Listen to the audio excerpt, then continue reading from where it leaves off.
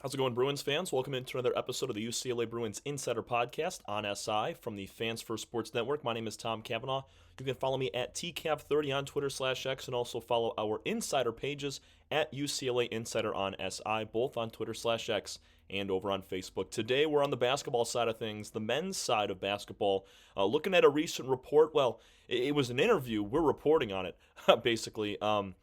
It kind of circled around new transfer point guard Donovan Dent transferring over from the New Mexico Lobos. It was John Rothstein with CBS. He's their college basketball expert. He had Richard Pitino, former head coach of Dent, back when he was with the Lobos. Pitino now, he is with Xavier. He got the job after a couple years with the Lobos, coached Dent through his 3 years with the program, and the two both left the program on to bigger and better things. But basically, Rothstein asked Pitino in this interview, kind of just what was it like coaching Donovan Dent? What does he bring to this UCLA program, and what's he like as kind of just a character, as a guy? And Richard had some really nice things to say about Donovan, a former player of his for 3 years, and Dent was awesome last season, averaging just over 20 points, 6.5 assists, and he's going to be a big piece for UCLA at the point guard position. And even Rothstein said it, UCLA last year struggled heavily to find a consistent elite scoring point guard. They didn't have one, really.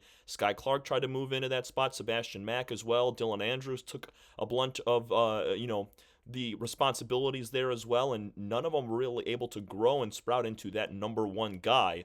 And UCLA fans hoping that Dent can be that. But here's what Pitino said. He goes, quote, "I don't know the rest of their roster, but what I do know is he is one of the best passers in the country," talking about Dent. "He's one of the best finishers out there. He's a phenomenal person.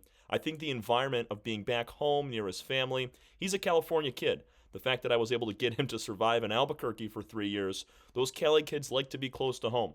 But he makes everybody better. He's like a quarterback that just finds his receivers." So without knowing the rest of the roster, I think Mick Cronin does an amazing job, especially recruiting. I know he will have some weapons around him like he did with us. And when you put really good players around Donovan Dent, he's going to make them better.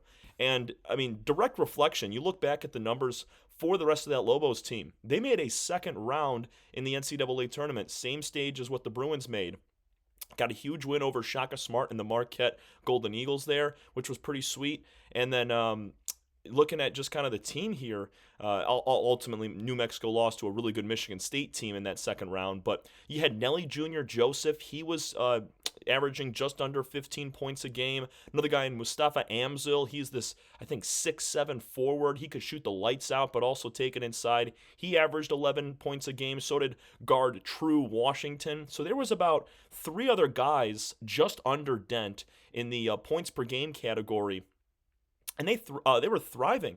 And I think a big portion of that is Donovan Dent. Obviously, the 6.5 assists per game, he's dishing those out to a lot of those top scorers, the 3 other guys that I mentioned around Dent at New Mexico.